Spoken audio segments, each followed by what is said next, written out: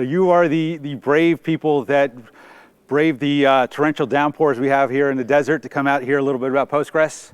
For the next hour, we're going to talk about running Postgres inside of AWS, whether it's going to be self-managed or one of our managed options. So we're going to talk about what those managed options are, how you deploy Postgres, some security aspects, monitoring and managing those deployments, and then we'll get into building an application. And when you're talking about managed databases inside of AWS, and we're talking about relational databases, we're here talking about Postgres. AWS has a number of different database options, but for relational databases, you're talking about the Relational Database Service, or RDS. It comes in a number of different engines. You have Aurora, which comes with MySQL or Postgres compatibility. We have the open source engines, Postgres, MySQL, and MariaDB. And we have the commercial engines, SQL Server and Oracle. So you have the option to pick what fits best for your business. But we're going to focus on Postgres. But regardless of which one you choose, they all have the same basic areas that have there. So it all makes it easy to deploy, gives you high availability and durability, right? Including performance and scale. But why Postgres? Postgres has been in active development for over 30 years. It's not a new database. It has a lot of popularity recently, but it's been around for a long time. It actually started back in 1986 as a university project at the University of California at Berkeley. And it was there for 10 years until it was picked up by the open source community, by a few folks. One of the core members is here in the audience today, and he's been working on it for over those last 20 years. Right? So it has a rock solid history of being able to handle businesses' applications, and it's been growing year over year. And it can scale into some of the biggest businesses in the world, including Amazon.com. So a lot of Amazon.com has migrated from Oracle out to Aurora Postgres and RDS Postgres to the point that as you're buying things this holiday season, all your packages coming in to your house is going through the fulfillment centers are all running on Postgres. But when you choose Postgres, you could choose to run it self-managed on EC2, or you could choose one of the managed options. The vast majority of people are running stock Postgres. If you're running stock Postgres, one of the managed options will work perfectly for you. There are some people who have custom-built options inside of Postgres. Maybe they made some modifications to the source code. They might have extended it with a custom-built C extension, right? Or they have a custom compile time parameter. Some of those situations, you would have to run it on your own in a self-managed environment on EC2. But most people and most businesses are running Postgres the same as you'd get out of the Postgres repositories, where you're just going to do yum install Postgres or apt-get install Postgres. Those types of situations, you could have one of our fully managed options, right? Either RDS Postgres or Aurora Postgres. When you get managed Postgres on AWS, you get it provisioned. So if you were going to do this yourself in a self-managed environment, you'd have to install Postgres, right? You'd be able to get one of the newer versions of Postgres, 9.6, 10, or 11, with over 60 extensions. One of the unique features about Postgres is its ability to extend and add additional functionality to Postgres. There you can get additional data types, additional index types, right? Or other functionality to help you manage it. So what we ship is over 60 of the most common extensions that you're going to need for your business. And then job number one as a DBA is to make sure you have your data. So you need backup and recovery. If you're running it self-managed, you'd have to set up a backup schedule. You might use one of the open source tools like PG Backrest or Barman, right? You'd have to choose that and set that up in a backup server, right? And then you have to test it and make sure that you could actually recover. Your backups are only good as of the last time you've actually tested your recovery, right? Because the last thing you want is to be able to recover in an emergency and it doesn't work. You need to be able to test your backups. Then you need something highly available. Your application is dependent on the database being there. It needs to be able to handle infrastructure blips. It needs to be able to handle any sort of situation. If a network goes down, a CPU goes down, fan, other things, you need something highly available. And you need to do that without data loss. As a relational database, if you insert a row, you want that to come back. If you said commit to that for that transaction, it should always be there and come back the same way. And when you have something set up, you need it secure. This is your crown jewels for your company. It's your data, your relational data. Right? That has your most sensitive customer data in there. It has to be secure. You need to be able to say who is supposed to be able to connect and see that data and when. And then you need to be able to manage that and be able to make sure what you set up is working properly.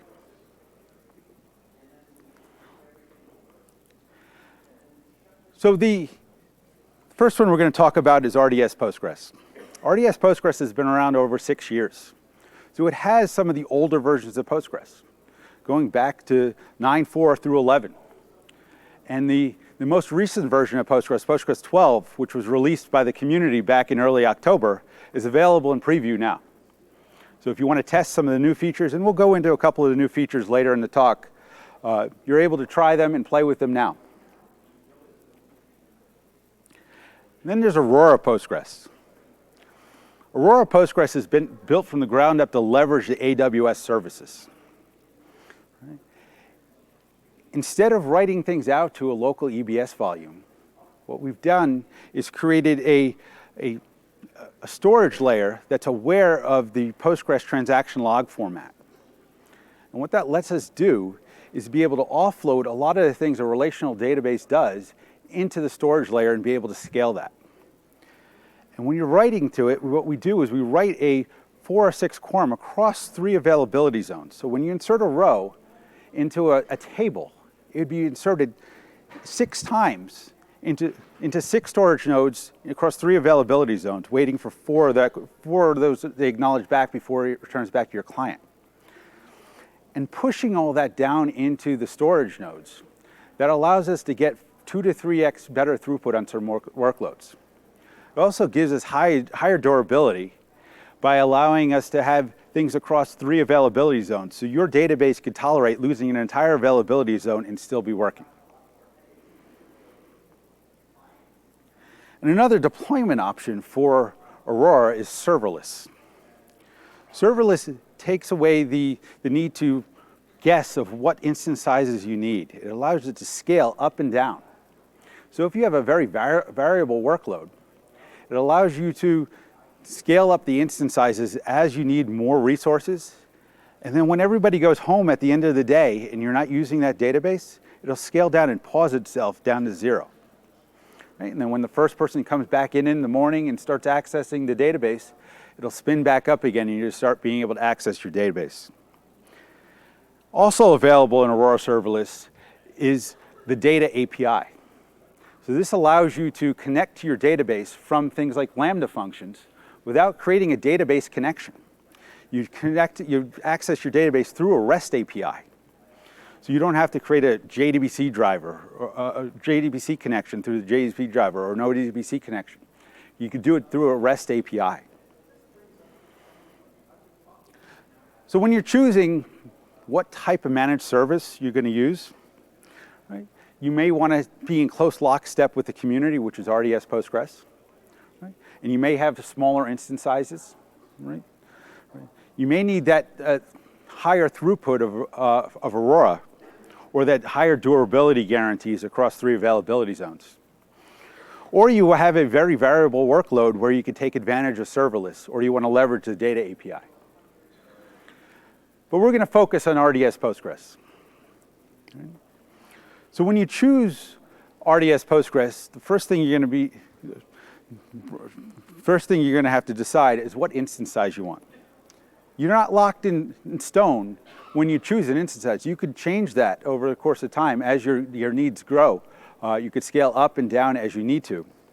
But you may have a small database where something in a T-series would work fine for you. Or you might have something where you have a general purpose need, where it's just a workhorse database. Something in the M family would work perfectly well. If you have a large data set and you need a lot of memory in order to keep your hot data set in cache, the R family lets you go up to 96 vCPUs and 768 gigabytes of RAM. Allows it to go extremely large instance sizes. But databases are all about I/O. Right? You're writing to the storage, and you need to be able to get that back out again. You could choose either GP2 for general provisioned, or you could have provisioned IOPS. Right? It really depends on what your latency requirements are. How performance sensitive is your application? Right? If you need to, on some instance sizes, you could go all the way up to 80,000 provisioned IOPS. And a new feature we recently released is auto scaling. Previously, you'd have to decide how big is my database and how much is it going to grow. You'd have to guess how big is my database going to be a year from now and pre-provision that so you're not getting something in the middle of your business day in order to be able to get an alert and be able to scale out your storage. Auto scale allows you to check different conditions and automatically grow that as your database grows. Then when you're setting up your database instance, you need to make a decision whether or not it's a production database or dev test. If you say it's a production database, we're by default going to check the box to set it up for multi-AZ. And multi-AZ gives you high availability. When we do that, we'll set up a standby instance on a second availability zone. And then we'll set up synchronous replication from that primary to the standby. So there's no data loss. In the event that something goes down, the primary goes away, that standby is going to be promoted to the new primary with all your data in there that was committed. Right? And a new standby will be created, and that synchronous replication will go back in the other direction. And then your applications will reconnect. It'll check DNS to find out where I'm connecting, and it'll automatically repropagate it to DNS that your host has changed. And your applications will reconnect to the primary. All automatic for you. And building off of that is backups. Backups are hugely important. Right? By default, we're going to set up backups if you enable you want backups for 7 days retention. Make it longer. Make it 14 or 21 days. The number of times that I've seen run into issues and said, I want to see what the database was 2 weeks ago when I made that change and just confirm what I thought is right, and I want to be able to do that, saved me a number of times. Keep those longer backup windows. 7 days, you don't always catch everything. But what we do when you have multi-AZ set up, we'll take a snapshot during your backup window off the standby instance. If you don't have multi-AZ set up, we'll take it off the primary. But in order to get a consistent backup, we'll temporarily pause that writes to that volume in order to give you a consistent snapshot. You don't get that if you have multi-AZ set up. What we'll then do is also capture the transaction logs. So Postgres, as it's writing to the database, it'll write to the wall log, the write-ahead log. Right? So everything that's written to the database is written there. And every 5 minutes, or as those logs are filled up, they're pushed out to S3. And what that'll do is give you point-in-time recovery up to 5-minute windows. So in the event something goes down at 10 a.m. and your backups were at midnight, it will roll forward to 10 a.m. So when you have something provisioned, you need to secure it. And when you're talking about security, there's multiple different layers you have to go through for databases. One is around encryption. You need encryption for in transit over SSL and at rest using KMS. Turn on KMS encryption for your databases. right? So this way you don't have to get that requirement later and worry about encrypting things later. It's just a checkbox when you're doing it through the console. Turn it on. It'll save a lot of heartache later, right? There's no major performance impact for doing that. Just turn it on. Then you need to authenticate your users, right? We need to know who we're connecting to and whether or not we trust them. Right? And then we need to audit them, right? We need to trust those users, but we also verify that they're doing what we expect them to be doing. So when we're talking about network encryption, we're using SSL. Right? By default, RDS instances have SSL enabled. So if you have SSL turned on your client, and the SSL libraries are there, Postgres will use SSL when it's talking to the server. But to ensure that that happens, there's a parameter in your parameter groups, RDS force SSL. If you turn that on, the server will reject any connections that are not using SSL. Turn that on. And then it's up to the client to request what type of SSL, how deep is it going to go into verifying that SSL connection. So there's a parameter in your connection string called SSL mode. Set it to SSL mode to require. By default, Postgres says prefer. Right? That means try to use SSL connections, but if it's not available on the server, just do it over clear text. We want on both sides to guarantee that we're going to use SSL. We don't want to connect if they're not using SSL. So set that to require. Right? And then when you connect to the database, there's a system view called pgstat SSL where you could see your SSL connections. There's a row in that view for every connection to the database. Right? So here we can see we're connected to SSL and we're using TSL version 1.2. But from the client side, we could go further, right? We could go and verify that we're actually connecting to the host that we expect we to. Some organizations have the requirement in order to be able to verify the host name that we're connecting to so there's not a man-in-the-middle attack. Right? And when you're doing that, you need to set up the certificate in order to get that. So it has to match the same root certificate that matches your server certificate.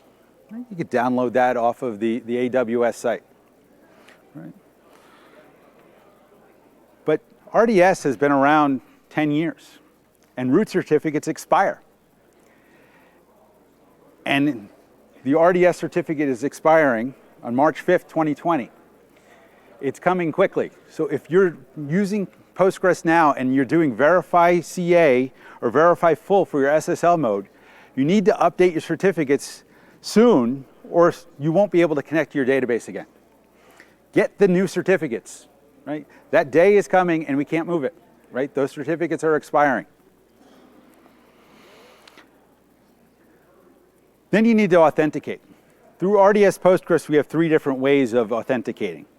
We have Identity and Access Management, our IAM, or what we newly released is Kerberos authentication or Active Directory, and the good old tried and true Postgres local accounts. For IAM, that ties in with all the rest of the IAM authentication and tokens that you use throughout your other AWS services. And how this works, when you configure it, you make an API or a CLI request out to IAM, and you get a token, a big long string. And you'd use that for a password when you're connecting. So I'd connect as a user Jim, and I'll get that token, and that token's only good for 15 minutes. Right? So this way, from a security standpoint, that expires. But keep in mind that IAM authentication, based off your instance types, there is a max number of connections per second. So if you don't have good connection pooling for your application, it may not be the right fit for you. You should set up good connection pooling. You don't want to have thousands of connections per second to your database. That's pretty expensive. But if that's the way your application works today, that may not be the right fit for you. But what we recently released was Kerberos authentication. If you're in an Active Directory environment, this might be the right fit. It's extremely fast for logins. Right? The requirement is, though, that your client machine has to be in that same directory. And when you set this up, you have to do this part once. You need to create a directory, some sort of active directory. Right? You can set this up with trusts between your corporate directory and this one, but it has to be using the AWS Managed Active Directory service. Right? And then what you have to do is set up an IAM role with privileges using the Amazon RDS Directory Service Access privilege. Again, you only have to do this once. Right? And then what you do is for each instance that you want to use Kerberos authentication, you need to connect that directory and role out to that database instance. Right? So you have to do this once per database instance. And then when you do that, you'll see that directory inside of there. So our active domain name is DAT317-AWS.reinvent.com. Right? So once you do that, you need to add users. We need to link our users in the Active Directory out to Postgres roles. So we create a role. All right? So we'll create a role that matches our Active Directory user, Jim at dat317.aws.reinvent.com. And that has to have login privileges. But keep in mind that regardless of how you created that domain name, when you're creating this role, that domain name after the @ sign has to be in all caps. And then the username, the case actually matters. So if you created a username with a capital K for Kevin, you have to create that same role here with a capital K. So once you've done that, you need to grant it RDS AD privileges. Right? Once you do that for each of those roles, now I could log in with my Jim account on my Windows client without using Kerberos authentication. I don't have to type in my passwords. Right? But once I've connected, I still need to be able to access things. So I need to be able to select privileges on my events table in order to be able to query it. By default, I won't be able to do that. Right? So I'd have to grant select on events to Kevin at dat317.aws.reinvent.com. Gets a bit tedious. Right? So you don't really want to be doing that. What you want to do is create some other role. Here we could create AD users. You might have BI users or some other role. Grant select privileges to that role, and then put those individual logins, those role users into that role. So this way you're not doing it for each individual user with this long string for that Active Directory role. But we're going to be doing this a lot. We have many users across many instances. So let's create a stored procedure to do all these steps. Otherwise, it's going to be error prone. So first thing we're going to do is create that procedure. It's going to take in two parameters, a user and a domain. Right? And for our organization, we could default that domain to the actual domain name. Right? Because for our stored procedure, it should always be dat317.aws.reinvent.com. Right? We're then going to construct the full role name. So we're going to have vuser be the concatenation of puser, the @ sign, and the domain name. And we know it has to be uppercase, so let's just make sure it's uppercase here. Let's get rid of that error condition. And then we have to do good defensive programming, and we have to check to make sure it's not null.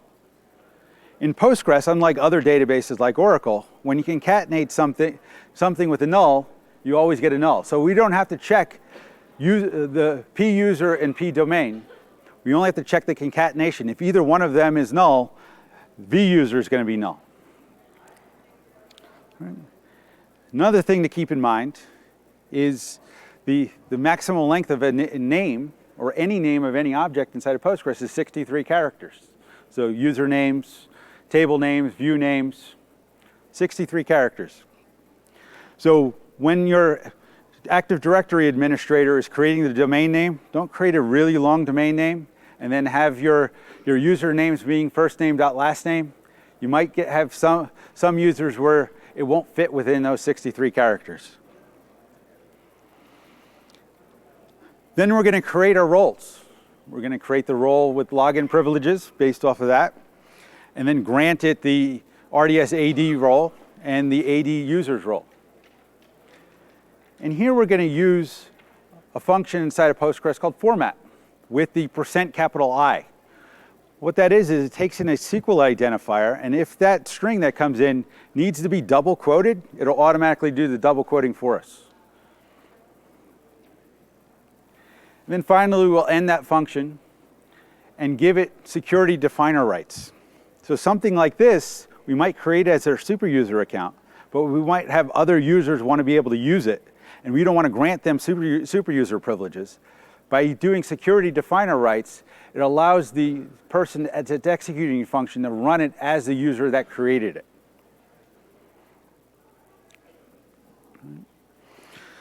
But for most people, for most organizations, local authentication works just fine. Right? There's some organizations where you need the high security of leveraging things like Kerberos or IAM, but local authentication is good, fast, tried and true, and it's just easy because it's there by default and just works. Problem is there's no password complexity. So we could create a user called report user with a strong password that expires.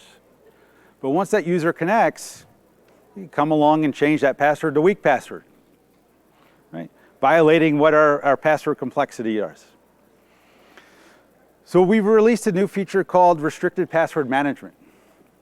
That's off by default, but when you turn it on by setting in your parameter groups rds.restrict password commands to 1, then only members of RDS superuser or RDS password could change their passwords. So now when report user comes in and tries to change it to a weak password, that user gets an error that they can't change that password. So this way only restricted accounts could change those passwords. And that ties in perfectly with the AWS service, AWS Secrets Manager. Secrets Manager handles things like passwords and the full life cycle of those passwords. So when you need to be able to change those passwords on regular schedules and enforce complexity, it handles all of that for you, essentially being a password vault for you, including auditing whenever you go and read that password. It'll rotate those passwords on your schedule, 30, 60, 90 days, and it has built-in integration with RDS and Aurora Postgres. So this way, Secrets Manager will go ahead and change those passwords for the report user. And then for report user, in order to get that password, it makes an API call out to Secrets Manager in order to get that, right? Giving you a secure, audited way to get those passwords and be able to tie it in with things like Lambda functions without having to put that as a configuration parameter.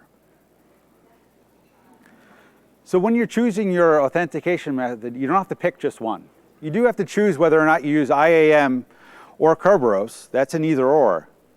But you don't have to just pick a single one. So sometimes you might want to use Kerberos authentication for humans connecting to the database, for your DBAs, and your service accounts on your application servers using local authentication with Secrets Manager. Right? Choose the right fit for what you need. Right? But we need to monitor and manage that further. Right? We need to make sure that how we set it up is behaving the way we expect it to. There's a number of different services that work hand in hand in order to give you the visibility into your databases. It starts with enhanced monitoring. Enhanced monitoring gives you the view into your operating system running your database. So here you could see the CPU, the I/O, the memory, all the metrics that you'd expect if you're managing it yourself at the operating system level. And all that gets fed in and tied into Cloudwatch metrics. So you could see it on a dashboard, either for an individual RDS instance through the RDS console, or you could create custom dashboards across your entire fleet. You may have tens or hundreds or thousands of Postgres databases, and you could create a custom dashboard to see the CPU across all of them.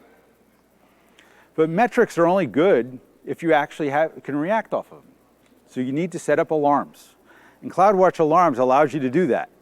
So if you see things like CPU consistently being over 80%, you might want to get an email. Or if you didn't set up the auto scale on your storage and you're down to 1 gigabyte of storage, you want to know right away in order to be able to allocate more storage before your database goes down. Cloudwatch Alarms allows you to do that.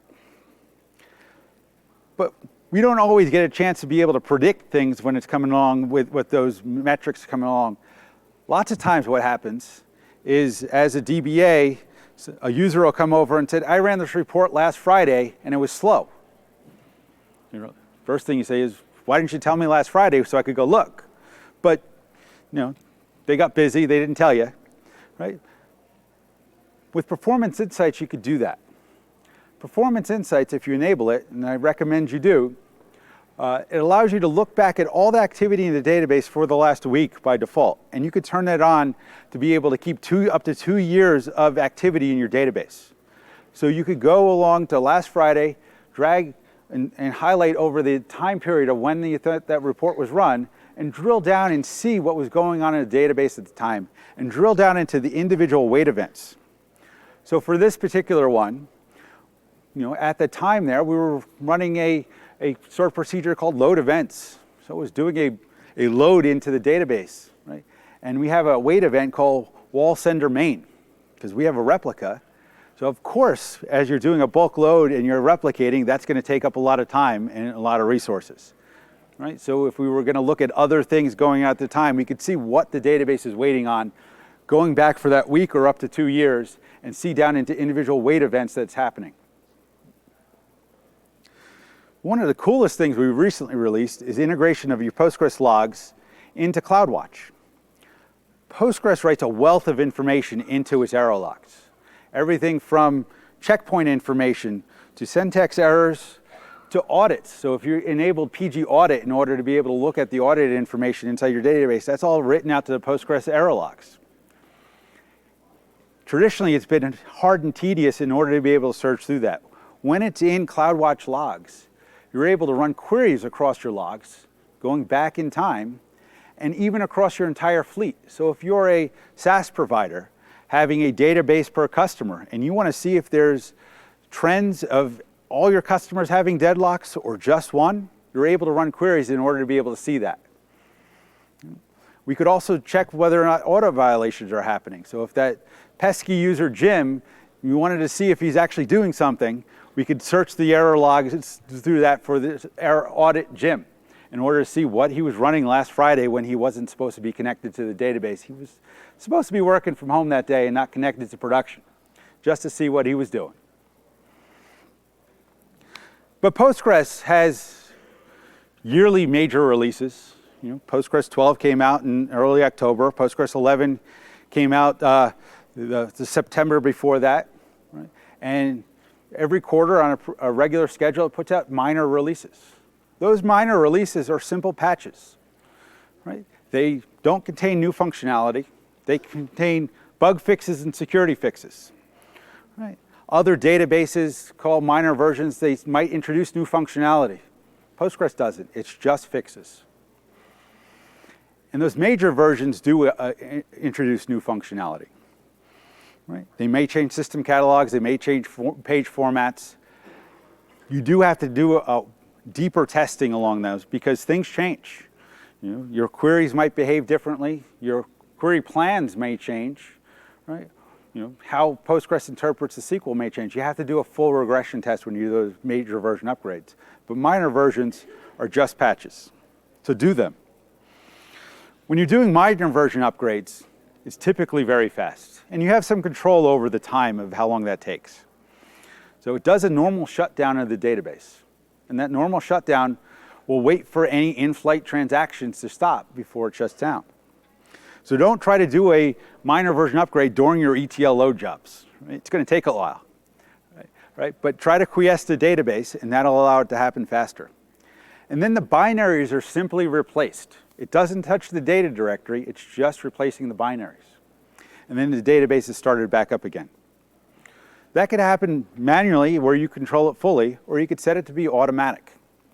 And if you set it to be automatic, you could do this by doing auto minor version upgrades. So when Postgres releases a new minor version, and once we put that out in RDS, and it's been out for a while, we'll mark it as preferred for that major version. Once we mark that as preferred, during your next maintenance window, we'll upgrade your database to the newest minor version. That's preferred. Right? Turn this on. Unless you have extreme uptime requirements where you can't take those couple minute outages during those windows once a quarter, turn this on. But major version upgrades are bigger. So test that. Run it in dev, run it in test, do performance testing on there. Right? What we recently released are multi-major version upgrades. Right? Before, if we wanted to go from 9.4 to 11, we'd have to go to 9.5 to 9.6 to 10 to 11 and take outages for each step along the way. Now we could go directly from 9.4 to 11. Right? But the time it takes is dependent more on the number of objects that are in your database than the overall size. So if you have a single database with 1 terabyte in size with 1 billion tables, and yes, it could have 1 billion tables in there. There's a gentleman here that actually tested that, right? That's going to take a long time, longer than if you had a 10 terabyte database with 100 tables. That's because Postgres will be linking in the individual files into the system objects during the upgrade process. So it's the perfect time to prune any objects that you don't need. Over the course of time, DBAs might have scratch tables as they make copies of things as they're fixing data. Clean all that up. That'll affect the time that it takes to do upgrades. And also make sure you've taken a recent backup, because Postgres what we'll do for RDS Postgres is take a snapshot just before that backup, right? And that'll affect your overall upgrade time, right? And then it'll take another snapshot afterwards, because during the time it's being upgraded, point-in-time recovery is not available. And then afterwards, you have to do 2 things. One is create a new parameter group for that new version. You should have that already throughout your testing, right? So you apply the new parameter group. And then more importantly, you need to analyze your database. You have to gather statistics in the new version. Your statistics that the optimizer uses in order to generate the query plans are not upgraded. You need to rebuild those. New cool feature that we released are transportable databases. So if you are something like a SaaS provider that might have a database per tenant, right? And some of your smaller tenants all fit on a single instance. One of those tenants gets bigger and you want to move to another database instance, their own dedicated database.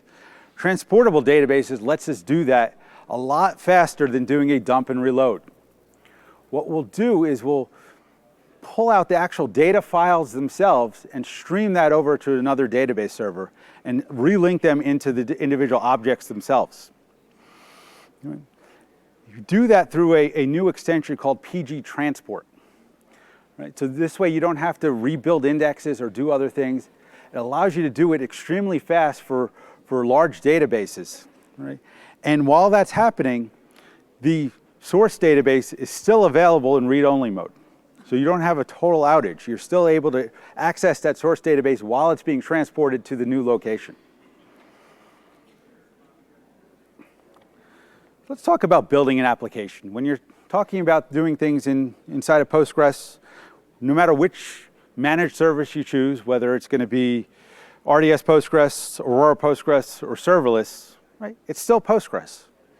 Right? So we want to be able to build an application leveraging Postgres, and then it becomes more of a deployment option, right?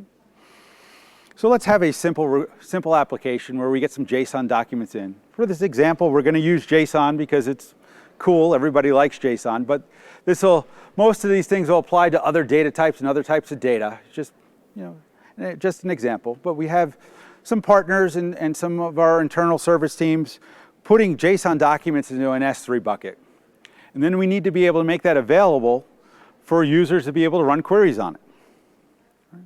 So something that you could do is when a file ends up in an S3 bucket, it triggers a Lambda function, and that Lambda reads that file in and inserts it into Postgres, all happening automatically. That works perfectly fine, but it's inefficient because we're moving that data twice.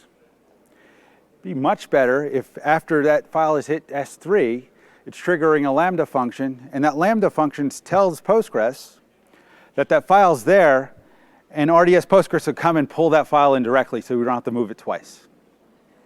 Right? That's available now with S3 import.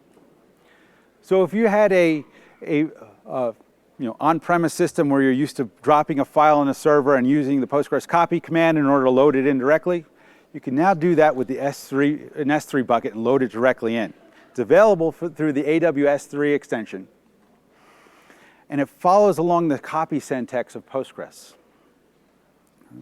Right? And you're able to secure access to those S3 buckets in one or two ways, using IAM or through security credentials. So if you're setting it up for production, you want to use IAM. Right? First thing you have to do is create an IAM policy to give access to the S3 bucket. We'll then create an IAM role for RDS in order for the RDS instance to be able to use IAM. And then we'll attach that role to that policy that we created. And then finally, we'll connect that role to the RDS instance. Right. Right. Again, if you're doing this in production, this is how you want to set it up. Right? It's you only have to do this once, that last section once per instance. The rest of it, you only have to do once per region. Right? But if you just want to test S3 import, you could use security credentials, right, in your development environment. It's more like a username and password.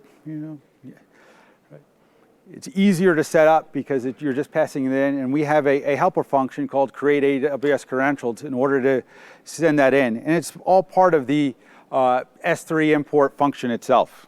But in this case, you're responsible for the key management. Right?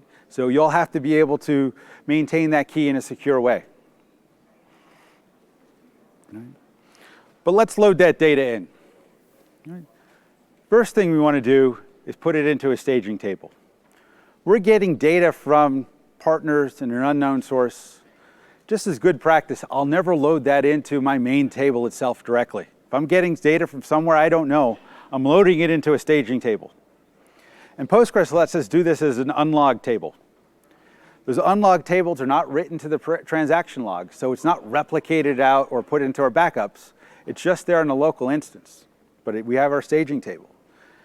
We'll then create a stored procedure called load staging that takes in 3 parameters: region, bucket, and file. Then what we want to do is truncate that staging table to make sure there's no records left in there. And then we'll load that in with the table import from S3 function. That has a few parameters on it. The first one being event staging. That's the table that we're going to load. The second one, which is an empty string, that's a list of columns that you're loading.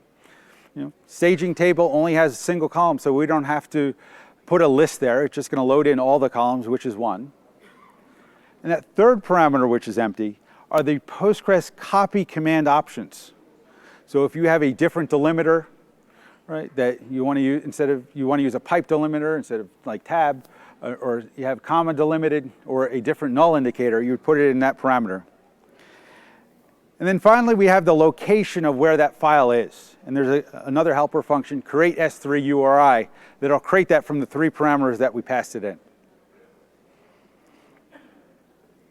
Then we want to load that into our main table. Right? So we're going to create a events table that has two columns in there. One being an ID, which is of type UUID. And we'll generate that ID so we don't have to do it on the application server. And an event, which is of type JSON.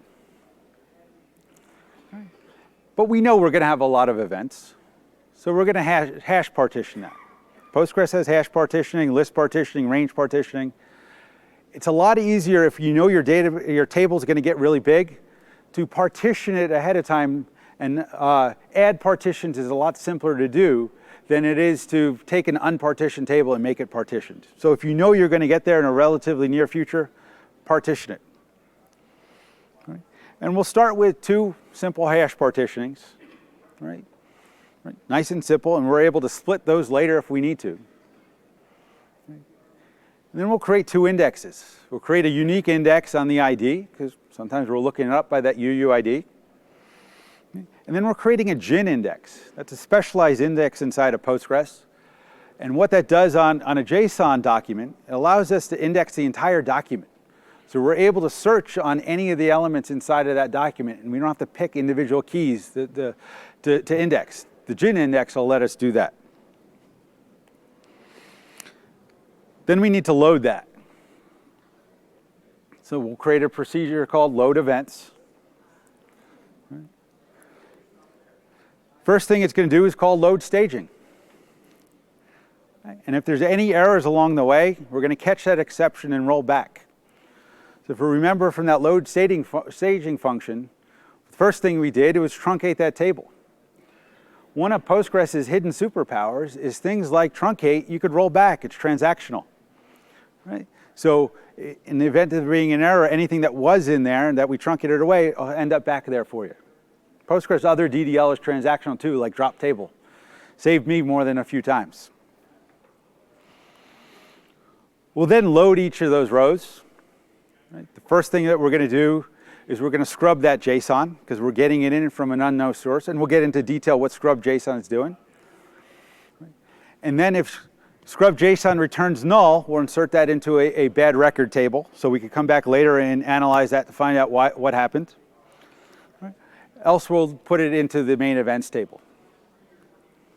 So that scrub JSON table takes in that text field, right, and it's going to return JSON. And our partner didn't really understand what JSON is, so instead of putting everything double quotes around all the keys, they put in single quotes, and that's not valid JSON. So in this function, we're able to replace that, right?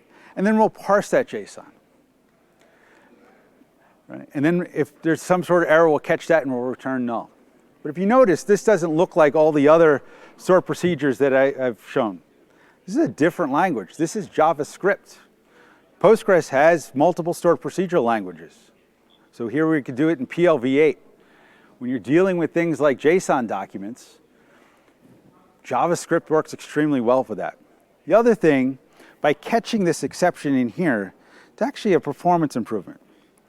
When you're doing exception handling inside of PLPG-SQL, it uses the Postgres engine, and it does its exception handling using sub-transactions, right? Or save points, essentially, under the covers. Those are very heavyweight operations. By doing the exception handling inside of the PLv8 function, it's using the V8 engine in order to do that exception handling, right? Gave me a 20% performance gain. So it is about choosing the right tool for the job. There's a number of sort procedural languages available for RDS Postgres from PLPG-SQL. The vast majority of your functions will be PLPG-SQL. Some of them will be SQL. Then if you have specific types of needs for something like Perl or JavaScript, it's available to you. But again, most of the things are going to be PLv8, right? Most of the times you could use that same hammer, right? But sometimes it'll be a little bit easier to use a screwdriver to get that screw in the board than it is to use a hammer, right? So choose the right thing for the right tool for the right job. It's available for you. Then when you're querying it, Postgres has parallel query. As your databases start getting bigger and bigger, you want to be able to leverage multiple cores for doing those queries. So it does support parallel scans and joins and aggregations and appends. So when you have union queries, you can run that in parallel. Even to the point where Postgres here for a simple select count star from our events table, do a parallel index only scan. But we're dealing with JSON data.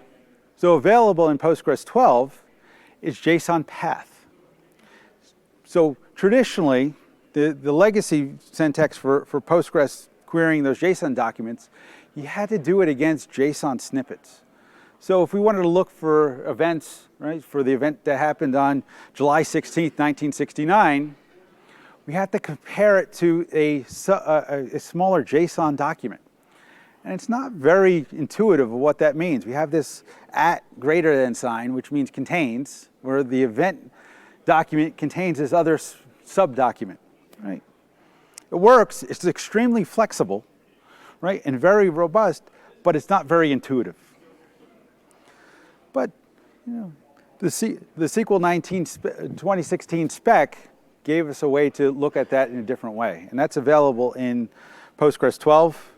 Right? So now, in Postgres 12, we could have that event contains the JSON path where date equals July 16th, 1969, and we don't have to create that as a sub-document.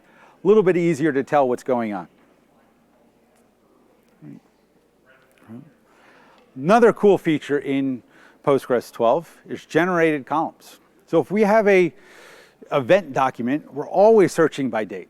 And not just a single date, we might be looking over a date range.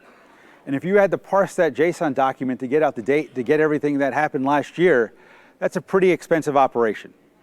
So we want to pull that out of the database, the document itself.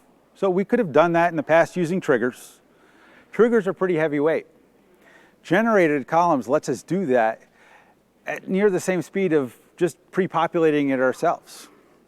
Right? So you do that by doing a generated column based off of another column that's in that table itself. So here we call the getDate function, and we'll store that so this way we could search off of those generated columns. It's useful for these things like event date where it's frequently computed and pulling that out, and you're frequently be querying off of that. And it is significantly less overhead than doing it over a trigger. Right? So that getDate function, we'll just call that same JSON path query in order to get that date out. Here we're using a SQL function instead of a PLPG SQL function.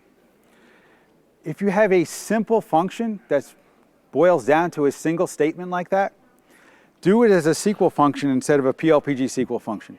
Postgres will handle that at the parser, not at the executor, having it behave a lot more like a macro, right? Giving you more performance, right? So this way it doesn't have to context switch out to the PLPG SQL engine in order to execute that. Right? So remember, when you're setting up your managed Postgres instance, turn on multi-AZ, right? Right? Enable backups longer than those 7 days. Turn on SSL connections and force them. Have a strong password, right? Leverage the tools that are there for you. Apply those minor version upgrades on a regular basis and use Postgres syntax. Don't just stick to select, insert, update, delete. There's a ton of really great features in there that you could leverage from the application side. From specialized data types to specialized functions, use them. If you want to learn more, besides once you leave here at reInvent and you go home, right? There's training courses available, right, for a number of different database engines. And now, before, as you were moving to AWS and you were looking for certifications and you're a DBA, you didn't have something for you. Now we have a certified database specialty. Right? It's in beta now. Check that out. You want to learn more about some of the things we talked about? There's a number of different sessions available here this week, going deeper on Aurora, talking deeper about Aurora storage, how that 4 or 6 quorum works. Right? Or you decided to run Postgres on EC2 and you want to move it to Aurora Postgres, how do you do that? Or if you want to go deeper onto Active Directory and how you tie it in with the directory service. Right? With that, I'm going to take questions over here on the side. Thank you.